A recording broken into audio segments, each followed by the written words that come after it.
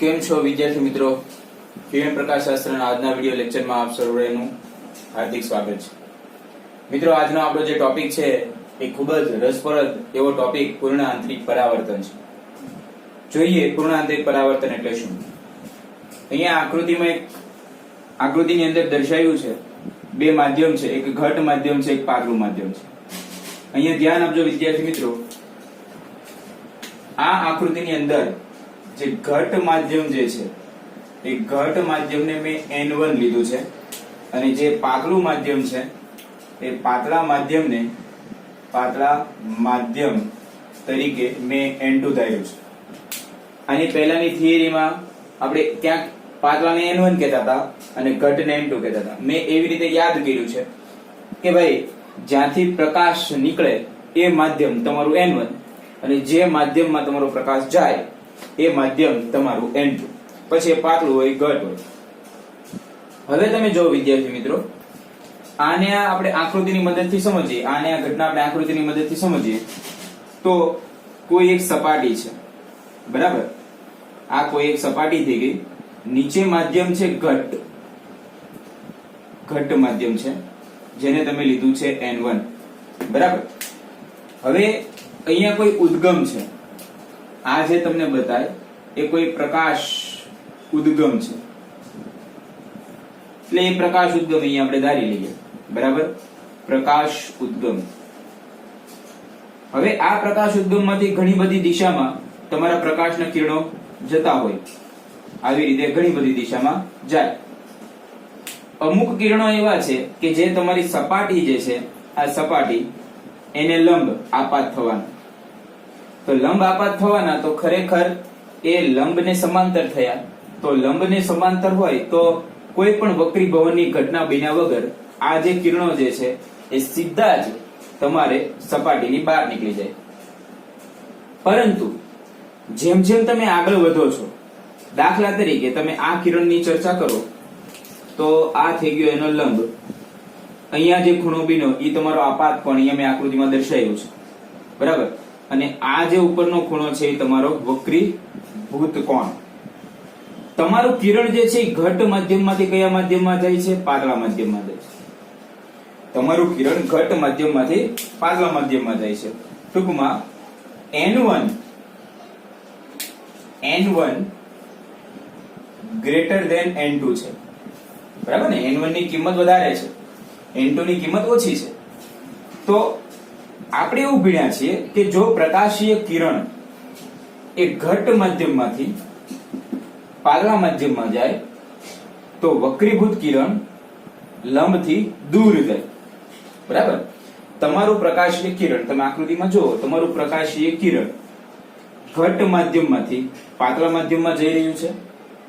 તો ઘટ માધ્યમમાંથી પાતળા માધ્યમમાં જાય તો તમારું કિરણ જે છે વક્રીભૂત કિરણ, અહીંયા એવું લખી શકાય વક્રીભૂત કિરણ એ શું થશે તો કે લંબથી દૂર જશે.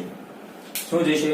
લંબથી દૂર. કારણ કે તમારું કિરણ ઘટમાંથી પાતળા માધ્યમમાં જઈ રહ્યું છે. ઓકે, ઘટમાંથી પાતળા માધ્યમમાં જવાને કારણે વક્રીભૂત કિરણ જે છે એ લંબથી દૂર જાય. લંબથી દૂર જાય તો એનો મતલબ એવો થાય અહીંયા કે તમારો આપાત કોણની કિંમત જે છે એટલે કે I it is less than R. આ જો તમારું N1 greater than N2 હોય, આ ઘટ માધ્યમ હોય, આ પાતળા માધ્યમ હોય, તમારું કિરણ ઘટમાંથી પાતળામાં જતું હોય, બરાબર? N1 ની કિંમત વધારે છે તો આપાત કોણ જે છે વક્રીભૂત કોણ કરતા ઓછો હોય. ઓકે, આવું આપણે પહેલા ભણ્યા છે. હવે તમે ક્રમશઃ આગળ વધો. દાખલા તરીકે આ AO1 ત્યાં તમારું આપાત કોણ, આ વક્રીભૂત કોણ. પછી એની આગળનું કિરણ તમે વિચારો. માની લો કે આ AO2, બરાબર? એટલે કે અહીંયા આ તમારું A અને આ જે છે કિરણ O2. ઓકે, તો શું થાય છે? જેમ જેમ તમે આગળ વધો છો એમ તમે જુઓ આપાત કોણની કિંમત જે છે એ વધતી જાય છે. શું થાય છે? આપાત કોણની કિંમત વધતી જાય છે. જો આની કિંમત વધે તો આની કિંમત જે હતી એના કરતા પણ વધે.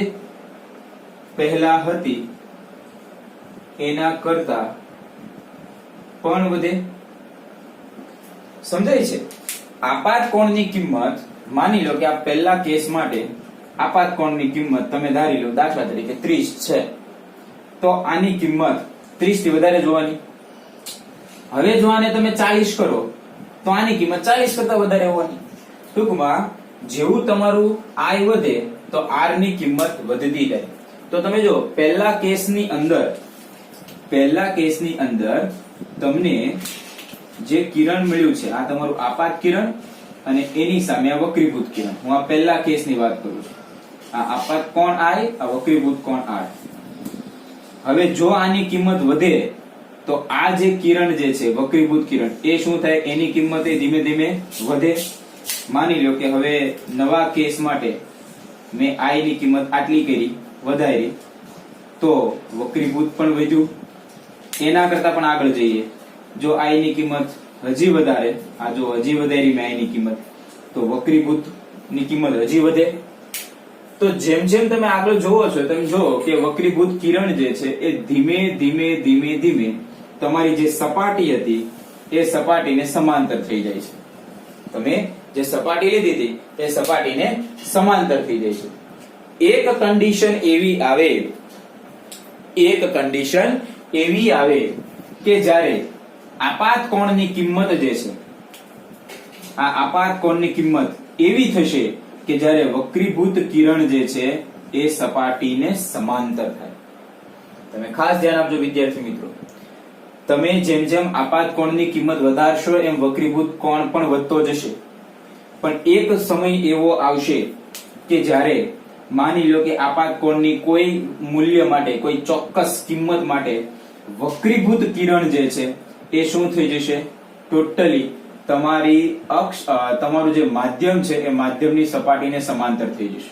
જો આ ત્રીજા કેસ માટે AO3 માટે જો અહીંયા કોઈ ચોક્કસ વેલ્યુ મને મળી છે, ત્યારે આ વક્રીભૂત જે છે એ વક્રીભૂત કેટલાનો થઈ ગયો, 90 નો. તમારી અક્ષ, તમારું માધ્યમ જે છે એ માધ્યમની સપાટીને સમાંતર. આવી જ્યારે ઘટના બને ત્યારે આ તમને સપાટી બતાય છે, આ સપાટી એ તમને પ્રકાશિત જોવા મળશે. કેવી જોવા મળશે? પ્રકાશિત જોવા મળશે. તો આ જે ઘટના બની એની માટે જે આપાત કોણ છે એનું નામ છે ક્રાંતિ કોણ. શું છે? ક્રાંતિ કોણ. વ્યાખ્યા આપીએ ક્રાંતિ કોણ.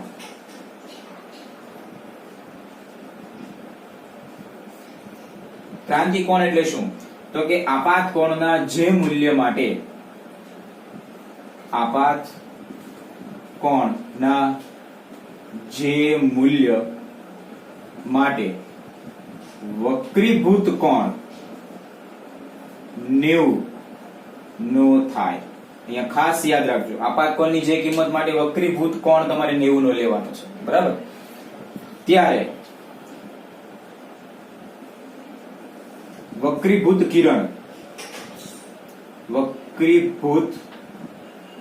કિરણ એ માધ્યમની સપાટીને સમાંતર અને માધ્યમની સપાટી પ્રકાશિત દેખાય. આપાત કોણના આ મૂલ્યને ક્રાંતિ કોણ કહે છે. એને એ લોકો દર્શાવે છે IC વડે. શું કહે છે? ક્રાંતિ કોણ આપાત કોણના જે એવા મૂલ્ય માટે કે જ્યારે વક્રીભૂત કિરણ તમારું 90, વક્રીભૂત કોણ તમારો 90 નો થાય અને વક્રીભૂત કિરણ જે છે એ માધ્યમની સપાટીને સમાંતર થાય અને માધ્યમની જે સપાટી છે એ તમને પ્રકાશિત બતાય. તો આપાત કોણના એ કિંમતને તમારે નામ આપવાનું છે ક્રાંતિ કોણ અથવા તો ક્રિટિકલ એંગલ IC. ઓકે, પણ હજી તમે આગળ જાઓ, માની લો કે આપાત કોણની કિંમત, આપાત કોણ જે છે એ આપાત કોણ જે છે એની કિંમત એટલે કે IC ની કિંમત તમે હજી વધારી. શું કરી? હજી તમે વધારી એટલે આપાત કોણ જે છે એની કિંમત એટલે કે I ગ્રેટર ધેન તમે IC કર્યું. જોજો IC થશે, ક્રિટિકલ એંગલ આવશે ત્યારે તમારું વક્રીભૂત કિરણ જે છે એ માધ્યમને સમાંતર થઈ જશે. પણ હવે જો તમે આઈસી કરતા પણ હજી તમે આપાત કોણની કિંમત વધારો તો હવે જે કિરણ માધ્યમને સમાંતર હતું એ સમાંતર નહીં થાય, પણ એ જ માધ્યમમાં પાછું આવશે. જો તમે આપાત કોણની કિંમત એ તેના ક્રાંતિ કોણ કરતા વધારશો તો વક્રીભૂત કિરણ માધ્યમમાં એ જ માધ્યમમાં પાછું આવશે. આ સમયે વક્રીભૂત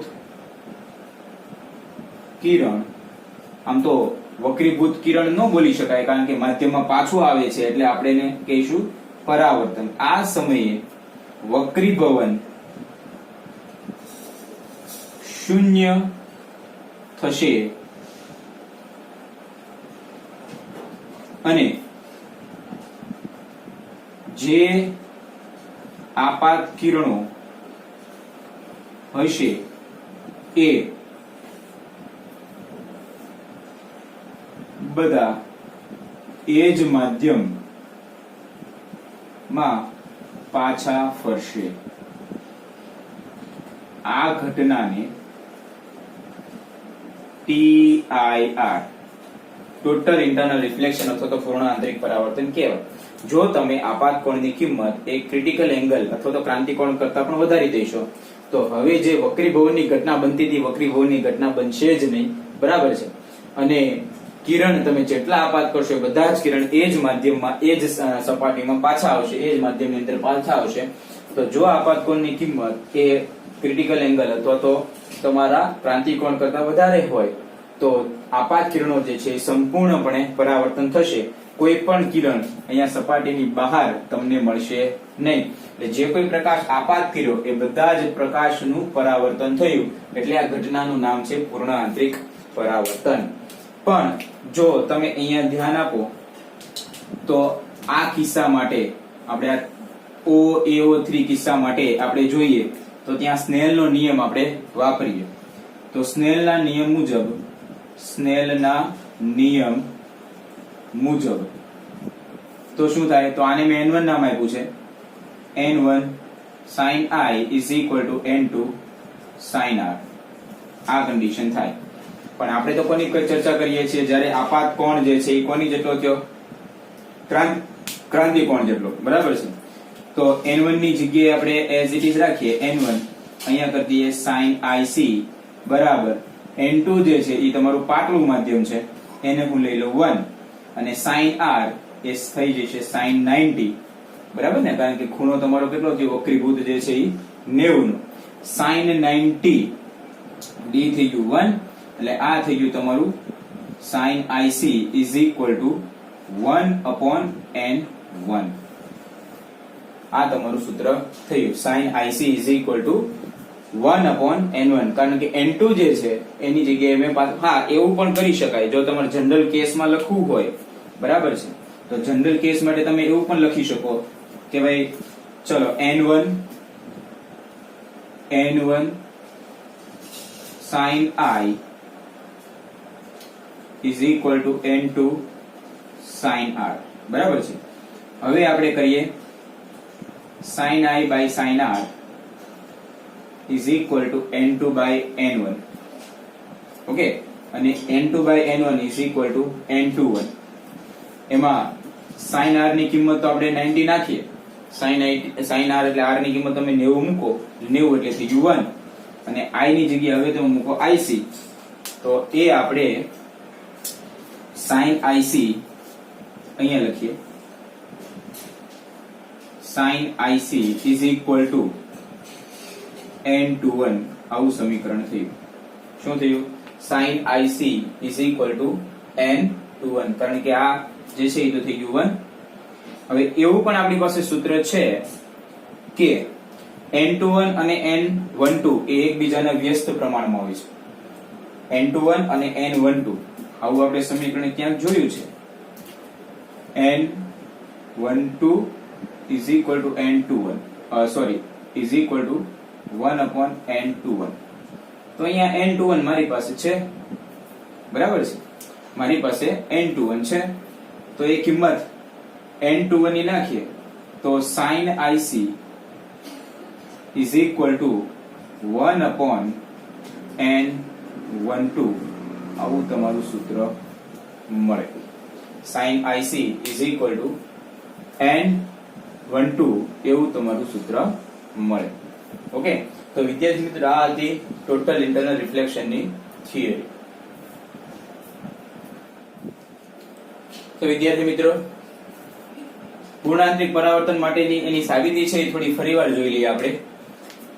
એમાં આપણે જે કિરણ જે છે એની ચર્ચા કરીએ. કિરણ જે છે એ AO3 ની ચર્ચા આપણે કરીએ છીએ. AO3 ની કયું કિરણ? AO3 એ આની આપણે ચર્ચા કરીએ છીએ, બરાબર. તો જ્યારે એ કયો કેસ છે? તો ત્યારે તમારો આપાત કોણ જે છે એટલે કે I એ કોની જેટલો થઈ ગયો છે? તો કે ક્રાંતિ કોણ જેટલો થયેલો છે. ક્રાંતિ કોણ જેટલો થયેલો છે એટલે કે IC, બરાબર. ત્યારે તમારો વક્રીભૂત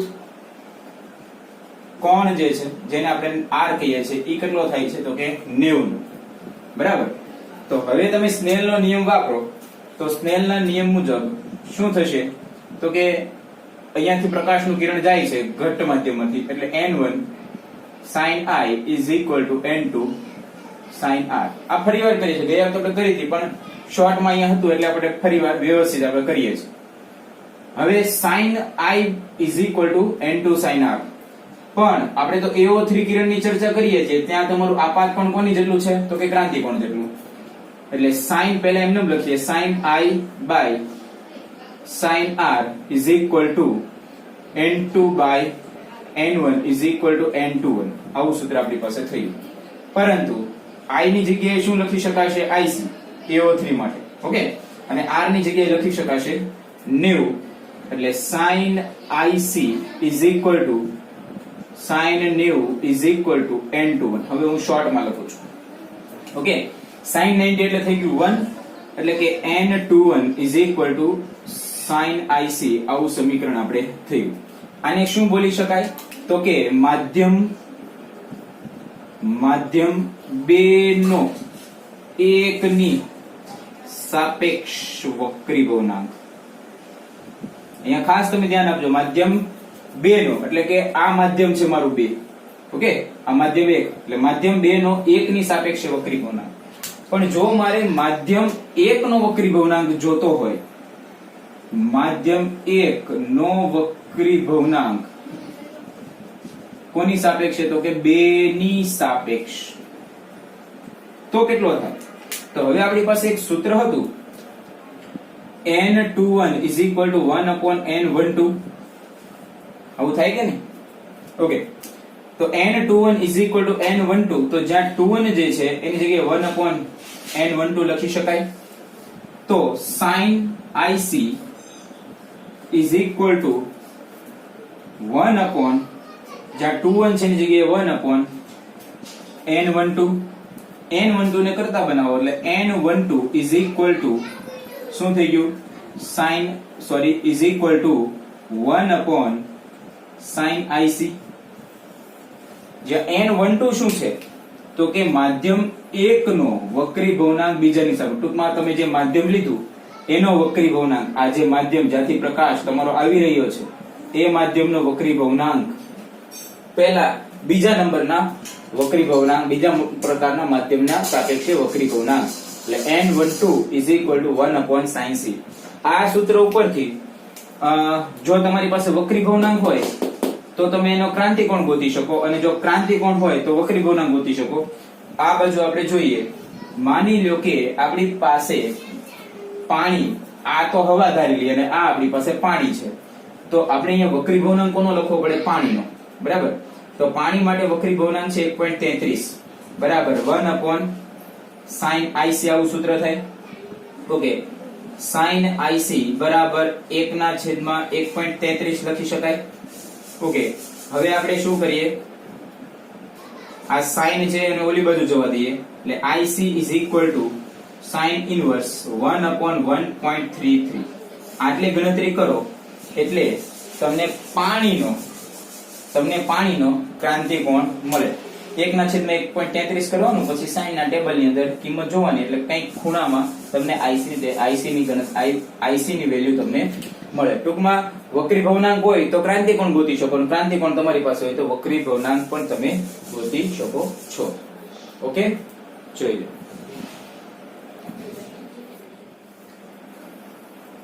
ચલો વિદ્યાર્થી મિત્રો, નવો જે પ્રશ્ન છે એ પૂર્ણ આંતરિક પરાવર્તન ની ઘટનાની આધારિત બીજી ઘટનાઓ છે. ટૂંકમાં એના ઉપયોગો એવું કહી શકાય. જેમાં પહેલું જે છે એ મરીચિકા, હીરો, પ્રિઝમ અને ઓપ્ટિકલ ફાઈબર. આ 1 2 3 4 ચારેય ઘટનાની અંદર આપણે પૂર્ણ આંતરિક પરાવર્તન નો ઉપયોગ કરીએ છીએ. એમાં સૌથી પહેલા આપણે જોઈએ મરીચિકા.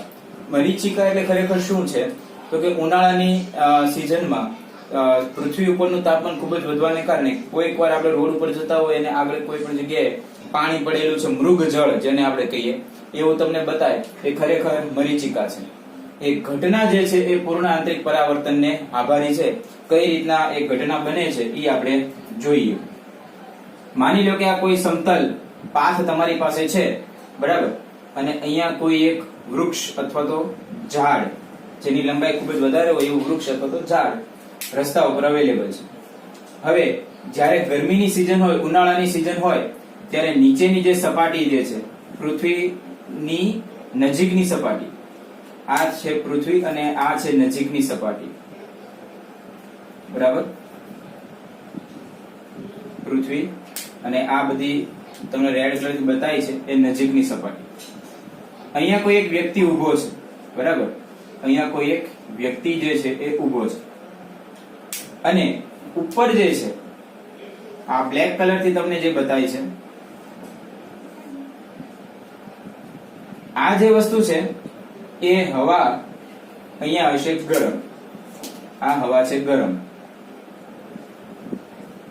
અને જેમ જેમ ઉપર જશું એમ હવા જે છે એ થશે ઠંડી. ઓકે, હવે એવું છે કે ઠંડી હવા માટે ઘનતા વધારે હોય. શું હોય? ઘનતા વધારે. જો ઘનતા વધારે હોય તો n પણ વધારે હોય. ગરમ હવા માટે ઘનતા જે છે એ ઘનતા ઓછી હોય. શું હોય? ઓછી. એટલે n પણ શું હોય? ઓછું. ઓકે, તો હવે તમે જો માની લો કે આ કોઈ એક વૃક્ષ છે, આ કોઈ એક વૃક્ષ છે, એમાંથી કોઈ કિરણ પસાર થઈ રહ્યું છે, બરાબર. તો આ કિરણ જે પસાર થાય એને સતત ને સતત આ ઉપરનું થઈ ગયું ઘટ્ટ માધ્યમ, આ કયું માધ્યમ થઈ ગયું? ઘટ્ટ માધ્યમ. નીચેનું કયું માધ્યમ થઈ ગયું? પાતળું માધ્યમ. તો આ કિરણને સતત ને સતત ઘટમાંથી પાતળામાં આવવું પડે છે. એક સમય એવો આવશે કે તમારા આપાત કોણની કિંમત એ ક્રાંતિ કોણ કરતા વધી જશે, એટલે પૂર્ણ આંતરિક પરાવર્તનની ઘટના થશે. અને પૂર્ણ આંતરિક પરાવર્તનની ઘટનાને કારણે આ વ્યક્તિ જે છે એને આ વૃક્ષ જે છે એનું પ્રતિબિંબ ક્યાંક તમને અહીંયા મળશે, જે આભાસી હોય. ખરેખર આપણે ત્યાં જઈએ ત્યારે એ વસ્તુ હોય નહીં. તો ઘટના શું બને છે? અહીંયા તમારે એક જ વસ્તુ યાદ રાખવાની છે કે ઠંડી હવા હોય તો એનો વક્રી ભવનાંક વધારે હોય, જો ગરમ હવા હોય તો એનો વક્રી ભવનાંક n જે છે ઓછો હોય. તમારું પ્રકાશનું કિરણ એ પ્રકાશનું કિરણ જે છે એ વધારે n એટલે કે વક્રી ભવનાંક થી ઓછા n તરફ ગતિ કરે છે. એક સમય એવો આવે કે જ્યારે તમારો આપાત કોણ જે છે એનું મૂલ્ય એ તેના ક્રાંતિ કોણ કરતા વધી જાય, એટલે ટોટલ ઇન્ટરનલ રિફ્લેક્શન મળે. ટોટલ ઇન્ટરનલ રિફ્લેક્શન એટલે પૂર્ણ આંતરિક પરાવર્તન મળે અને વ્યક્તિ જે છે એને અહીંયા ક્યાંક મરીચિકા અથવા તો મૃગજળ નો અહેસાસ થાય. આ પહેલો કેસ. બીજો જે કેસ છે એમાં લીધું છે હીરો. શું લીધું છે? હીરો. કોઈ પિક્ચર નો હીરો નહીં, હા, હીરો, જેને ડાયમંડ કહેવાય, બરાબર. ડાયમંડ માટેનો વક્રી ભવનાંક જે છે એ 2.42. હીરા માટેનો જે વક્રી ભવનાંક જે છે એ 2.42 છે, બરાબર. અને એનો ક્રાંતિ કોણ આપણે ગોતીએ તો આપણી પાસે સૂત્ર હતું sin IC is equal to 1/n. અચ્છા, IC is equal to sine inverse 1/n, but n ની કિંમત 2.42 આપણને આપી છે. આની ગણતરી કરશો, બરાબર, સાઇન ની કિંમત મૂકવાની અને ગણતરી કરશો એટલે તમને IC ની કિંમત 24 ડિગ્રી અને 41 મિનિટ શું મળશે? 24 ડિગ્રી અને 41 મિનિટ જેટલી મળશે. આ જે ખૂણો છે ક્રાંતિ કોણ, તમે જુઓ એ તમને મળ્યું છે 24 ડિગ્રી અને 41 મિનિટ, જે ખૂબ જ નાનો છે, ખૂબ જ નાનો છે. ક્રાંતિ વક્રી ભવનાંક જો એનો 2.42 હોય તો એની સાપેક્ષે 24.41 એનો ક્રાંતિ કોણ છે, જે ખૂબ જ નાનો છે. એટલે કોઈ પણ કિરણ તમે આપાત કરો, બરાબર, કોઈ બી કિરણ તમે આપાત કરશો એટલે તરત જ એનું I જે છે એ IC જેટલું થઈ જશે. તરત જ એનો આપાત કોણ જે છે એના ક્રાંતિ કોણ જેટલો થઈ જશે. એટલે પૂર્ણ આંતરિક પરાવર્તનની ઘટના ઈઝીલી, સરળતાથી બની જશે. ખૂબ જ મોટો મારે ખૂણો રાખવાની જરૂર છે જ નહીં. આપાત કોણની કિંમત બહુ વધારવાની જરૂર છે જ નહીં, કારણ કે 24 ને 41, 24 ડિગ્રી અને 41 મિનિટ, 24 ડિગ્રી અને 41 મિનિટ જે છે એ એનો ક્રાંતિ કોણ છે અને ખૂબ જ નાનો છે. એટલે એ સરળતાથી આપાત કિરણ આ ક્રાંતિ કોણ પ્રાપ્ત કરી લેશે. અને એના કરતા થોડીક વધારે કિંમત, આના કરતા થોડીક વધારે કિંમત હું કરું આપાત કોણની, તો તરત જ પૂર્ણ આંતરિક પરાવર્તનની ઘટના મળશે. અહીંયા તમારે નોંધવાનું છે કે જ્યારે કાચો હીરો આપણને મળે છે ત્યારે એ ઘટના બનતી નથી, પણ કારીગર જ્યારે એને પોલિશ કરે છે, એની પર પહેલ પાડે છે અને એની એવી રીતે બનાવે છે જેથી કરીને આપણને પૂર્ણ આંતરિક પરાવર્તનની ઘટના મળી શકે. બે ઘટનાની આપણે ચર્ચા કરી, બાકીની બે ઘટના હવે પછી આપણે ચર્ચા કરીએ. નોંધી લો. પૂર્ણ આંતરિક પરાવર્તનમાં ત્રીજો એનો ઉપયોગ જે છે એ પ્રિઝમ માટે. હવે પ્રિઝમ મેં બે પ્રકારની તમને પ્રિઝમ બતાવ્યા છે. અહીંયા મેં તમારા આપાત પ્રકાશ જે છે એને 90 ના ખૂણે વાળ્યું છે અને અહીંયા આપાત પ્રકાશને તમારે 180 ના ખૂણે વાળ્યું છે. ટૂંકમાં 90 ના ખૂણે અને 180 ના ખૂણે જો તમારે આપાત પ્રકાશને વાળવો હોય તો એની માટેની ઘટના છે. અહીંયા તમે જો કે આ આપાત કિરણ જે છે એને લંબ સાથે જે ખૂણો બનાવ્યો છે 45. કેટલાનો ખૂણો બનાવ્યો છે? 45. એટલે અહીંયા આપાત કોણ જે છે એ આપાત કોણની કિંમત એ થઈ ગઈ 45. કેટલી થઈ ગઈ? આપાત કોણની કિંમત 45. બરાબર. હવે આ પ્રિઝમ જેમાંથી બનાવવામાં આવે છે, આ બંને કેસમાં અહીંયા પણ ખૂણો 45 નો જ બને છે. આપાત કોણ બંનેમાં દર્શાવતો નથી, ખાલી એકમાં દર્શાવીને હું તમને સમજાવું છું. આપાત કોણની કિંમત 45, પણ આ દ્રવ્ય, જે દ્રવ્યમાંથી આપણે પ્રિઝમ બનાવીએ છીએ એ બંને દ્રવ્યના નામ મેં તમને અહીંયા આપ્યા છે. એકનું નામ છે ક્રાઉન કાચ અને બીજાનું નામ છે ફ્લિન્ટ કાચ. આ બંને ક્રાઉન કાચ અને ફ્લિન્ટ કાચ માટે ક્રાંતિ કોણની કિંમત તમને આપી છે. જો તમે ક્રાઉન કાચ થી બનાવવાના હો તો ક્રાંતિ કોણ તમારો 41 અને 14 ડિગ્રી, 41 ડિગ્રી 14 મિનિટ, અને ફ્લિન્ટ કાચમાંથી બનાવવાના હોય તો 37 ડિગ્રી અને 41 મિનિટ. પણ અહીંયા આપાત તમે કિરણ આપાત કરો છો અને આપાત કોણની કિંમત જ તમારી 45 છે. તો એનો મતલબ એવો થયો કે આપાત કોણની કિંમત જે છે એ ઓરિજિનલમાં ક્રાંતિ કોણ કરતા વધારે છે. બરાબર. તો જે ક્રાંતિ કોણ કરતા વધારે હોય તો પૂર્ણ આંતરિક પરાવર્તનની ઘટના બને. એટલે આ બી નામનું કિરણ ગયું, બરાબર, આ પૂર્ણ આંતરિક પરાવર્તનની ઘટના બની. એ જ માધ્યમમાં પાછું આવ્યું. બરાબર છે. એટલે ટૂંકમાં તમારું વસ્તુ જે છે એનું પ્રતિબિંબ અહીંયા જો ઉલટું થઈ ગયું. અહીંયા પણ જો આ તમારી વસ્તુ જે છે એનું પ્રતિબિંબ આ તમને ઉલટું. બરાબર. તો જો તમારે વસ્તુનું પ્રતિબિંબ ઉલટાવવું હોય તો પણ આ ઘટનાનો ઉપયોગ થાય છે, જે પૂર્ણ આંતરિક પરાવર્તનની ઘટના છે. એની પછી ચોથા નંબરનું જે હતું એ છે optical fibre. Optical fibre. Optical ફાઇબરમાં શું છે કે ઓપ્ટિકલ ફાઇબર એ એક વિશિષ્ટ પ્રકારનો વાયર છે કે જેની અંદરથી પ્રકાશ પણ પસાર થઈ જાય,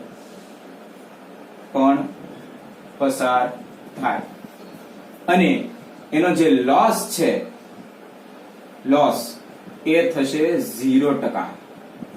કેટલું છે એનું લોસ? 0%. ટૂંકમાં જે કોઈ પ્રકાશ તમે આપાત કરો એ બીજો આ છેડેથી પ્રકાશ આપાત કરો એટલે બધો જ પ્રકાશ ઓલા છેડેથી બહાર આવે. તમે યાદ કરો પૂર્ણ આંતરિક ઘટના, પૂર્ણ આંતરિક પરાવર્તનની ઘટના શું હતી? કે એક સમય એવો આવશે જો તમારું આપાત કોણનું મૂલ્ય એના ક્રાંતિ કોણ કરતા વધી જાય તો જે કોઈ પ્રકાશ તમે આપાત કરો છો એ જ પ્રકાશ એ જ માધ્યમમાં પાછો આવે. આપણે આ ઘટનાનો ઉપયોગ જ અહીંયા કરશું.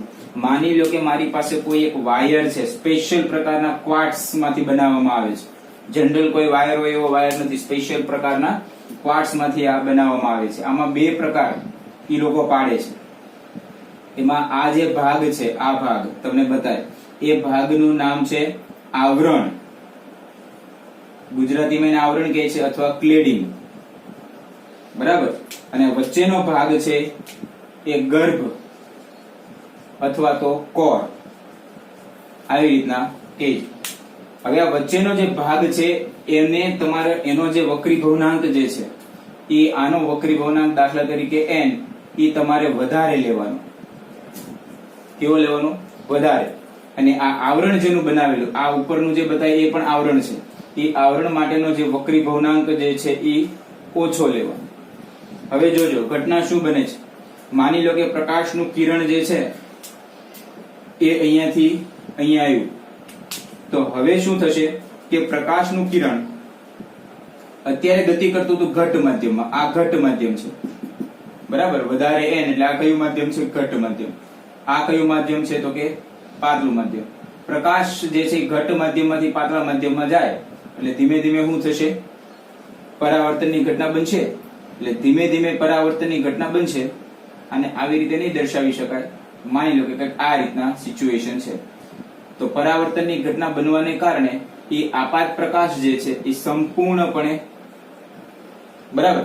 એવી રીતે અહીંયા પણ ફરીવાર પૂર્ણ આંતરિક પરાવર્તનની ઘટના બનશે. એટલે પાછું એવી રીતે અહીંયા પણ પૂર્ણ આંતરિક પરાવર્તનની ઘટના બનશે. ટૂંકમાં તમારું જે પ્રકાશ જે છે એ ઘટ માધ્યમમાંથી પાતળા માધ્યમમાં જાય, પૂર્ણ આંતરિક પરાવર્તનની ઘટના બને. એટલે અહીંયાથી તમે જે કોઈ પ્રકાશ આપાત કર્યો છે એ બધો જ પ્રકાશ પહેલી બાજુએ તમે ઝીલી શકો છો. અને આવા ઓપ્ટિકલ ફાઇબરનો ઉપયોગ મેડિકલ સાયન્સમાં ખૂબ જ ઉપયોગી છે. દાખલા તરીકે જઠરનો અને આંતરડાનો અભ્યાસ કરવાનો હોય અથવા તો એન્ડોસ્કોપી જેને આપણે કહીએ છીએ, તમને ખ્યાલ હોય તો અંદર એન્ડોસ્કોપી કરતી વખતે પતલી એવી નળી જે છે ઉતારે છે, એ ખરેખર ઓપ્ટિકલ ફાઇબર્સ છે કે જેમાંથી પ્રકાશ પણ પસાર થઈ જાય અને એ પણ 100% પસાર થાય, 0% લોસ. બરાબર. ઘટના એક જ છે, પૂર્ણ આંતરિક પરાવર્તનની પ્રકાશનું કિરણ જે છે એ ઘટ માધ્યમમાંથી પાતળા માધ્યમમાં જાય. જ્યારે આપાત કોણ ક્રાંતિ કોણ કરતા વધી જાય એટલે પૂર્ણ આંતરિક પરાવર્તનની ઘટના થાય. ઓકે, જોઈએ. ચલો વિદ્યાર્થી મિત્રો, પૂર્ણ આંતરિક પરાવર્તન ઘટનાને આધારિત એક દાખલો છે સ્વાધ્યાયમાં, સ્વાધ્યાય નંબર 9.5 એ આપણે જોઈએ. પ્રશ્ન હું વાંચું છું. 80 સેન્ટીમીટરની ઊંડાઈ સુધી પાણી ભરેલા એક ટેન્કના તળિયે નાનો બલ્બ મૂકેલો છે. બલ્બમાંથી આવતો પ્રકાશ પાણીની સપાટીના કેટલા ક્ષેત્રફળમાંથી બહાર આવતો હશે? પાણીનો વક્રી ભવનાંક 1.33 છે. બલ્બને બિંદુવત ઉદ્ગમ તરીકે લો. જો વિદ્યાર્થી મિત્રો, તમને કોઈ એક પાણીનું ટેન્ક આપ્યું છે. આ કોઈ એક પાણીનું ટેન્ક છે, બરાબર. જેમાં અહીંયા બલ્બ છે જેની ઊંડાઈ તમને આપી છે 80 સેન્ટીમીટર, બરાબર. તળિયે એક બલ્બ છે જેની ઊંડાઈ છે 80 સેન્ટીમીટર. હવે અહીંયા સુધી માની લઈએ કે પાણી ભરેલું છે, ટોટલ 80 સેન્ટીમીટર ટોટલ એટલું આપણે પાણી ભરેલું છે. હવે પ્રકાશ કેટલા ક્ષેત્રફળમાંથી બહાર આવશે? તમારો જે પ્રકાશ જે છે કેટલા ક્ષેત્રફળમાંથી બહાર આવશે એ આપણે ગોતવાનું છે. તો અહીંયા પેલા આકૃતિની મદદથી સમજીએ કે માની લો કે આ બલ્બ છે, તો બલ્બમાંથી અલગ અલગ કિરણો નીકળશે. માની લો કે એક આ હોય, એક સીધું ગયું હોય, એક આ રીતના, એક આ રીતના, એક આ રીતના. બધા કિરણોમાં જો જેમ જેમ તમે આગળ વધશો એમ એમ તમારો આપાત કોણની કિંમત વધતી જશે. તો પૂર્ણ આંતરિક પરાવર્તનમાં આપણે ભણ્યા કે આ ક્યાં સુધી શક્ય છે? પ્રકાશ બહાર આવે, માની લો કે પ્રકાશ અહીંયા બહાર આવે છે, બરાબર, વક્રીભવન પામી અને બહાર આવે છે, એ ક્યાં સુધી શક્ય છે? તો કે ત્યાં સુધી શક્ય છે કે જ્યારે તમે આપાત કોણની કિંમત એ ક્રાંતિ કોણ કરતા વધારી ન દો ત્યાં સુધી, બરાબર. તો આપણે છેલ્લા કિરણની ચર્ચા કરીએ, 1, 2, 3 આવા ઘણા બધા કિરણો, છેલ્લા કિરણોની ચર્ચા કરીએ તો એના માટે શું થશે પેલા એક કિરણ લઈ લે જે ડાયરેક્ટ સીધું જ પાસ થવાનું છે, બરાબર, અને એક છેલ્લું કિરણ લઈએ, છેલ્લું, ઓકે, અને અહીંયા આપણે ખૂણો જે છે એ ધારી લઈએ, આ ખૂણો આપણે ધારી લઈએ આઈસી, ક્રાંતિ કોણ જેટલો. કેટલો ધારી લઈએ? આઈસી, ક્રાંતિ કોણ જેટલો. તો હવે આ જે કિરણ જે છે એ તમારી સપાટીને સમાંતર થઈ જશે. આવું આપણે ભણ્યા આપાત કોણ જ્યારે ક્રાંતિ કોણ જેટલો હોય તો વક્રીભૂત કિરણ જે છે એ સપાટીને સમાંતર. એવી જ કઈક ઘટના આપણે આ બાજુ લઈએ તો માની લો કે કિરણ અહીંયા આ થઈ ગયું લંબ, ઓકે, અને આ તમારું વક્રીભૂત કિરણ. વક્રીભૂત તો નહીં બોલાય, ઓકે. તો આટલું જે છે એ તમને ક્ષેત્રફળ મળે છે, આટલું, ઓકે. નામ આપી દઈએ. અહીંયા દાખલા તરીકે O નામ આપો, અહીંયા A નામ આપો, અહીંયા B આપો અને અહીંયા S આપો, ઓકે. જો આપણને OB મળી જાય તો કેટલામાંથી આ વચ્ચેના બધા કિરણો છે એમાંથી તો પ્રકાશ બહાર આવવાનો છે. આ છેલ્લા બે કિરણો છે જ્યાંથી પ્રકાશ જે છે એ તમારો સમાંતર થઈ જવાનો. તો જો આ ખૂણો તમારો IC હોય તો ઓબ્વિયસલી આ ખૂણો બી તમારો IC થાય, હા કે ના, ઓકે. અને આપણી પાસે સૂત્ર છે sin IC is equal to 1/n. n ની કિંમત મારી પાસે છે તો sin IC is equal to 1/1.33, બરાબર.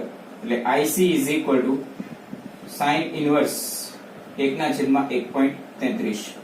એટલે IC એટલે આપણને ક્રાંતિકોણ, અને એ ક્રાંતિકોણની કિંમત તમને મળશે IC is equal to 48 degree અને 6 મિનિટ. હું ડાયરેક્ટ લખું છું, IC ની કિંમત તમને મળશે 48 ડિગ્રી અને 6 મિનિટ, ઓકે. હવે જો મને OB મળી જાય, શું મળી જાય?